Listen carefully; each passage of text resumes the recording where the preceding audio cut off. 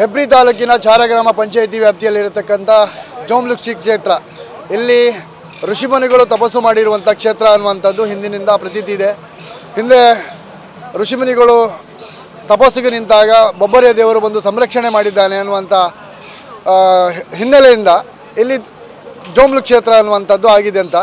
ಜೋಮ್ಲುಕ್ ಕ್ಷೇತ್ರದಲ್ಲಿ ಪ್ರತಿ ಎಳ್ಳಮಾವಾಸ್ಯೆ ದಿನದಂದು ಪುರಾತನ ಕಾಲದಿಂದಲೂ ನಿಮ್ಮ ಆರ್ಟಿಕಲ್ ಬ್ರಿಟಿಷರ ಕಾಲದಿಂದಲೂ ಅದರಲ್ಲಿ ದಾಖಲೆಗಳನ್ನು ಮಂಡಿಸಿದ್ದಾರೆ. ಜೋಮ್ಲುಕ್ ಕ್ಷೇತ್ರದಲ್ಲಿ ವರ್ಷಕ್ಕೆ ಒಂದು ದಿನ ಹಬ್ಬ ನಡೆಸಲು ಅವಕಾಶ ಕೊಡಬೇಕು ಅಂಥೇಳಿ. ಈ ಕಾರಣದಿಂದಾಗಿ ಈ ಹಬ್ಬ ಅಧಿಕಾರಿಗಳ ಸಮ್ಮುಖದಲ್ಲಿ ಹಾಗೂ ಊರವರ ಭಕ್ತಾದಿಗಳ ಮತ್ತು ದಾನಿಗಳ ಎಲ್ಲರ ಸಹಕಾರದಿಂದ ನಡೀತಿದೆ. ಪ್ರತಿ ವರ್ಷ 5 ರಿಂದ 6 ಸಾವಿರ ಜನರಿಗೆ ಅನ್ನ ಸಂತರ್ಪಣೆ ಕಾರ್ಯಕ್ರಮ ಹಾಗೂ ಇಲ್ಲಿನ ಬರುವ ಭಕ್ತಾದಿಗಳಿಗೆ ಸೇಫ್ಟಿಯ ಬಗ್ಗೆ ಹಾಗೂ ಸ್ವಚ್ಛತೆಯ ಬಗ್ಗೆ ಎಲ್ಲವನ್ನು ಅರಿವು ಮೂಡಿಸ್ತಾ ಸಮಾಜವನ್ನು ಪ್ರಕೃತಿಯನ್ನು ಉಳಿಸುವಂಥ ಕಾರ್ಯದಲ್ಲಿ ನಾವೆಲ್ಲರೂ ಭಾಗಿಯಾಗುತ್ತಿದ್ದೇವೆ.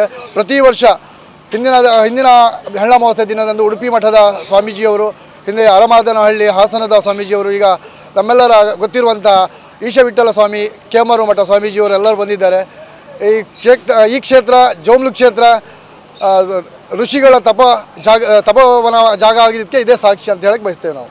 ಇವತ್ತು ಈ ಹೆಬ್ರಿ ತಾಲೂಕಿನ ಚಾರ ಗ್ರಾಮದ ಜೋಮ್ಲು ತೀರ್ಥ ಇಲ್ಲಿ ಪವಿತ್ರ ಒಂದು ಎಳ್ಳಮಾವಾಸ್ಯೆಯ ಪ್ರಯುಕ್ತ ಪವಿತ್ರ ತೀರ್ಥ ಸ್ಥಾನ ಅನ್ನುವಂಥದ್ದು ಅತ್ಯಂತ ಪುರಾತನವಾದಂಥದ್ದು. ಇದನ್ನು ಈಗಾಗಲೇ ಸಮಿತಿಯು ಜೀರ್ಣೋದ್ಧಾರ ಮಾಡಿ ತುಂಬ ಭಕ್ತಾದಿಗಳು ಬರ್ತಾ ಇದ್ದಾರೆ.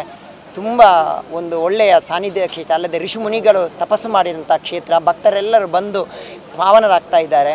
ನಾನು ಎಲ್ಲರ ಹತ್ರ ಒಂದು ಕೋರಿಕೆ, ಎಲ್ಲ ಸಮಾಜದಲ್ಲಿ ಮತ್ತು ಸರ್ಕಾರದಲ್ಲಿ ಇವತ್ತು ತೀರ್ಥಕ್ಷೇತ್ರಗಳೆಲ್ಲವೂ ಒಂದು ಪ್ರವಾಸಿ ಕೇಂದ್ರಗಳಾಗ್ತಾ ಇದೆ.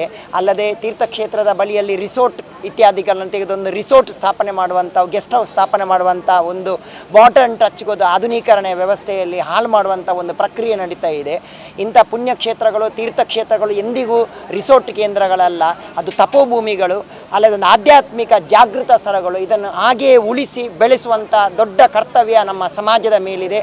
ಅದಕ್ಕೆ ಸಂಘಟನೆಗಳು ಎಲ್ಲ ಸಮಾಜ ಒಂದು ಅದಕ್ಕೆ ಪ್ರಯತ್ನ ಮಾಡಬೇಕು.